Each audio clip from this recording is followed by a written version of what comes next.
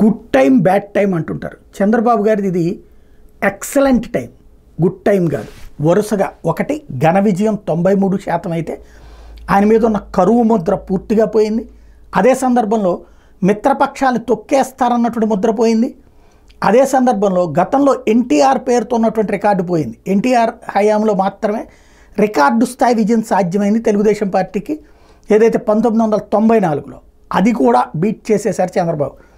అలాగే కూటమి ప్రభుత్వాన్ని సమర్థవంతంగా నడుపుతూ బాధ్యతాయుతంగా వెళ్తూ ఉన్నారు. వీటన్నిటికీ తోడుగా ఏదైతే కేంద్రంతో సత్సంబంధాలు నడుపుకుంటూ ముందుకు వెళ్ళటం, విభేదాలు వివాదాలు రాకుండా చూసుకోవడం, ఇలాగా అన్నీ ఒక సిస్టమేటిక్గా తీసుకుని వెళ్తున్నారు. అలాగే వర్షాలు పడటం, ఇటు పక్కన పెద్ద ఎత్తున సిస్టమ్ సెట్రైట్ చేయడం, ఓవరాల్గా చంద్రబాబు గారు అవసరం ఏంటో ఆంధ్రప్రదేశ్ ప్రజలు గుర్తిస్తే ఆ అవసరానికి అనుగుణంగా పనిచేసేటటువంటి విషయంలో చంద్రబాబు వ్యూహాత్మకంగా అడుగులు వేస్తూ ఈ దశలో ఈ వయసులో ఆయన శాశ్వతంగా మదిలో ఉంచుకునేటటువంటి అడుగులు వేస్తూ ఉన్నారు.